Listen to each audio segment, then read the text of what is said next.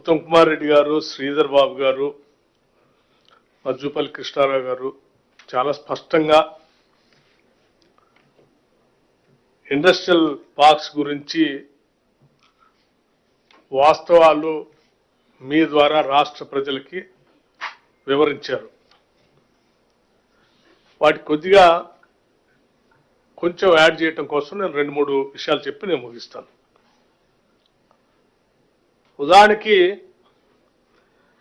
Nacharam IDA, Mallapur, Cherlapally, Moula Ali, Uppal, Kukatpally, Jeedimetla, Balanagar, ఏంటి ఇటువంటి ఇత్యాది రామచంద్రాపురం, పటాన్చెరు ఇటువంటి ప్లేస్లన్నీ ఒకప్పుడు 50-60 సంవత్సరాల క్రితం హైదరాబాద్ నగరానికి ఊరు బయట ఉండేవి. సరే, అప్పుడు నగరం బయట ఉన్నాయి కాబట్టి ఈ నగరంలో ఇండస్ట్రియల్ గ్రోత్ కోసం ఆ రోజు ఇండస్ట్రియల్ పార్క్స్గా డెవలప్ చేసి అక్కడ ఇండస్ట్రీస్ ఇచ్చారు. ఈ 50-60 సంవత్సరాలుగా హైదరాబాద్ నగరం పెద్ద ఎత్తున విస్తరించి ఈ ఇండస్ట్రియల్ పార్క్స్ చుట్టూ కూడా అంతా రెసిడెన్షియల్ కాలనీస్ వచ్చినాయి. అట్లాగే over a period of time, మీరు ఈ మధ్య ఢిల్లీలో కూడా చదివి ఉంటారు, ఢిల్లీలో విపరీతమైనటువంటి పొల్యూషన్ పెరిగి అక్కడ కొన్ని రోజుల పాటు పాఠశాలలు కూడా క్లోజ్ చేస్తూ హాలిడేస్ ఇస్తూ ఉన్నారు. గవర్నమెంట్ ఆఫీసులు కూడా హాలిడేస్ ఇచ్చి కొన్ని రోజులు బయట ఢిల్లీ నుంచి బయట పోవడానికి అవకాశం ఇస్తూ ఉన్నారు. అంటే అక్కడ ఉన్నటువంటి పొల్యూషన్ ఏ స్థాయికి వెళ్ళిందంటే చివరికి భారతదేశ రాజధాని అయినటువంటి ఢిల్లీలో ఉండటానికి కొన్ని సమయాల్లో చాలామంది అక్కడ రావడానికి కూడా ఇబ్బంది పడుతూ ఉన్నారు. సో అటువంటి పరిస్థితి భవిష్యత్తులో హైదరాబాద్ నగరానికి కూడా రాకూడదనేది ప్రధానమైనటువంటి ఆలోచన రాష్ట్ర ప్రభుత్వానికి ఉన్నటువంటి అంశం. ఈ హైదరాబాద్ నగర వాసులు, రాష్ట్ర ప్రజలు ముందు గమనించాలి. అలాగే ఇప్పుడే ఉత్తమ్ కుమార్ గారు చెప్పినట్టు, సరే మీరు పరిశ్రమ పెట్టుకున్నారు కదా, మీరు బయటికి పోండి, ఔటర్ రింగ్ రోడ్ పక్కన ఎక్కడో పెట్టుకోండి, మీరు వెళ్ళిపోండి అంటే అక్కడ పెట్టుబడి పెట్టి పరిశ్రమ పెట్టుకొని చాలా సంవత్సరాలుగా ఉన్నటువంటి వ్యక్తి ఇక్కడ ఖాళీ చేసి ఆడిపోమనంటే అంత తొందరగా పోయే పరిస్థితి కూడా లేదు.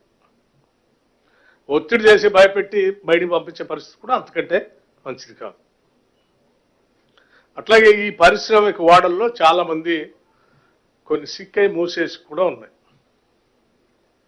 మరి అంతిమంగా ఈ నగర పొల్యూషన్ నుంచి ఇక్కడ రెడ్ జోన్ సంబంధించినటువంటి, ఆరెంజ్ జోన్ సంబంధించినటువంటి పరిశ్రమలు చాలా సివియర్గా కాలుష్యం పెరుగుతుందని చాలా న్యాయస్థానాలు, చాలామంది సంబంధించినటువంటి వ్యక్తులు కోర్టుకు పోతే వాళ్ళు కూడా ఈ అబ్జర్వేషన్స్ గమనించి తగు చర్యలు తీసుకోవాలని చాలా సందర్భాల్లో చెప్పినటువంటి సంఘటనలు కూడా మీ అందరికీ తెలిసింది. మరి వీటన్నిటిని పరిగణలో తీసుకున్న తర్వాత ఏం చేయాలి నగరం గురించి, రాష్ట్రం గురించి అంటే నగరం క్లీన్గా ఉండాలి, పొల్యూషన్ ఫ్రీగా ఉండాలి, పరిశ్రమలు కూడా అభివృద్ధి చెందాలి, పారిశ్రామికీకరణ కూడా ఈ రాష్ట్రంలో జరగాలి అంటే ఆనాడు జనాభా లేనటువంటి ప్రాంతంలో 50-60 సంవత్సరాల క్రితం పెట్టినటువంటి పరిశ్రమలు ఇప్పుడు కూడా మళ్ళీ అదే రకంగా జనాభా లేనటువంటి ప్రదేశాలకు తరలిస్తే అక్కడ పరిశ్రమలు పెరుగుతాయి, ఇక్కడ నగరం కూడా పొల్యూషన్ లేకుండా ఉంటుంది అనేది ప్రధానంగా అంతర్లీనంగా ఉన్నటువంటి మెయిన్ పాయింట్. ఇందులో ఎవరైనా ముందుకు వచ్చి పోవటానికి అవకాశం వస్తే రండి అని అంటే 1-2-3 వచ్చి ఇస్తే సెలెక్టెడ్గా కొద్ది మందికి పర్మిషన్ ఇచ్చి మీరు షిఫ్ట్ చేసుకోవటానికి, లేకపోతే మీ ల్యాండ్ మల్టీ యూజ్ కోసం, కన్వర్షన్ కోసం పర్మిషన్ ఇస్తే అది ఆ కొద్ది మంది పారిశ్రామికవేత్తలకి మేలు చేసినటువంటి వాళ్ళు అవుతారు. లేకపోతే అంతర్లీనంగా కొద్ది మందికి అవకాశం ఇస్తుంటే కేసు టు కేసు ఇస్తూ ఉంటే ఆ పర్మిషన్ ఇచ్చేటువంటి వ్యక్తికి, పారిశ్రామికవేత్తలకి మధ్యలో జరిగేటువంటి లావాదేవీలు జరగటానికి కూడా అవకాశాలు ఉంటాయి. ఇటువంటి ఏమి జరగకుండా ట్రాన్స్పరెంట్గా తీసుకుంటే మొత్తం ఒక పాలసీ డిసిషన్ తీసుకొని, యూనిఫామ్గా ఒక పాలసీ తీసుకొని, ట్రాన్స్ఫార్మ్గా మొత్తం అందరికీ ఒకటే నిర్ణయం తీసుకొని ఎవరెవరైతే ముందుకు వచ్చి ముందుకు పోదాం అనుకుంటారో వాళ్ళందరికీ అవకాశాలు ఇస్తూ అక్కడ 50% ఎస్ఓఆర్ ప్రకారం డబ్బులు కట్టి 80 ఫీట్ రోడ్ పైన ఉన్నటువంటి వాళ్ళందరికీ ఇస్తే వాళ్ళు కన్వర్షన్ చేసుకుంటారు. అట్లాగే యాసిడ్గా కన్వర్షన్ చేసుకునేటప్పుడు లేకపోతే కన్స్ట్రక్షన్ చేసేటప్పుడు గవర్నమెంట్ కట్టేటువంటి మళ్ళీ డబ్బులు కూడా గవర్నమెంట్కే వస్తాయి.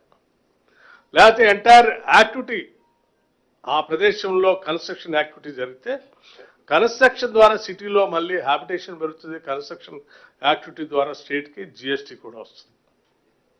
సో ఇన్ని రకాలుగా గవర్నమెంట్కి ఉపయోగపడేదాన్ని వదిలేసి అటువంటి యూనిఫామ్ పాలసీ అంటే క్యాబినెట్ సబ్ కమిటీలో సుదీర్ఘంగా చర్చించిన తర్వాత క్యాబినెట్ అప్రూవల్తో ఒక నిర్ణయం తీసుకొని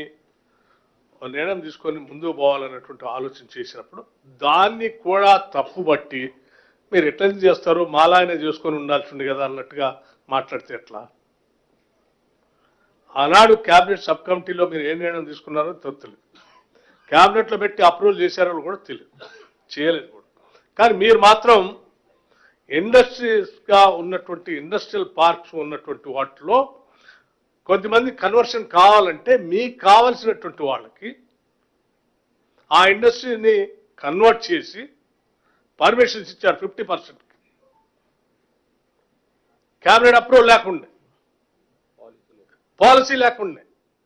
అంటే మీ వ్యక్తిగతంగా మీకున్నటువంటి పరిచయాలతో ఎవరెవరు సాయం చేయాలనుకున్నారు, ఏం చేసుకోవాలన్నా మీరు చేశారు. ఈ ప్రభుత్వం అట్లా చేయదలుచుకోవాలి. ఒక నిమిషం చెప్తాను, లెట్ మీ కంప్లీట్. ఈ ప్రభుత్వం అట్లా చేయదలుచుకోవాలి. ఈ ప్రభుత్వం చాలా ట్రాన్స్పరెంట్గా ఈ నగరానికి, రాష్ట్రానికి, రాష్ట్ర ఆదాయానికి మేలు జరగాలి. ఈ నగరం కూడా పొల్యూషన్ ఫ్రీ నగరంగా మారాలి. దీంట్లో తన పర భేదం లేకుండా ఒకటే నిర్ణయం జరగాలి. దానికోసమే క్యాబినెట్ సబ్ కమిటీలో సుదీర్ఘంగా అనేక మంది అధికారులతో మాట్లాడారు, స్టేక్ హోల్డర్స్తో మాట్లాడారు. అంతిమంగా రాష్ట్ర ప్రయోజనాల కోసం దాన్ని రికమెండ్ చేసి క్యాబినెట్ పంపించారు. క్యాబినెట్లో సుదీర్ఘంగా చర్చించిన తర్వాతనే ఈ రాష్ట్ర ప్రయోజనాల దృష్ట్యా ఈ నిర్ణయం జరిగింది తప్ప ఏ ఒక్క వ్యక్తి కోసం, వ్యక్తుల కోసం మీలాగా మేము చేయలేదు.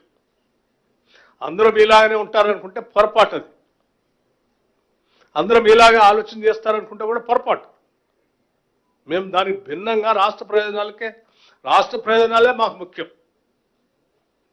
దానికోసమే నిర్ణయాలు తీసుకున్నాం తప్ప మీలాగా మేము ఇటువంటి తప్పుడు పనులు చేసేటువంటి ఆలోచన చేయలేదు.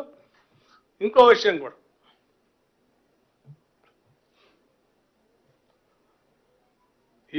ఈ రాష్ట్ర ప్రభుత్వానికి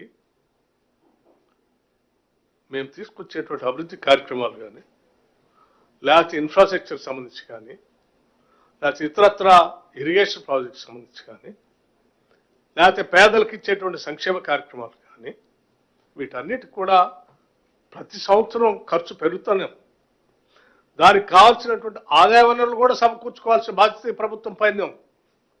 అలా అని ప్రజల మీద పన్నులు వేసి వాళ్ళు భారం వేసి ఇబ్బంది కూడా పెట్టకూడదు అనేది ఈ ప్రభుత్వం యొక్క ఆలోచన.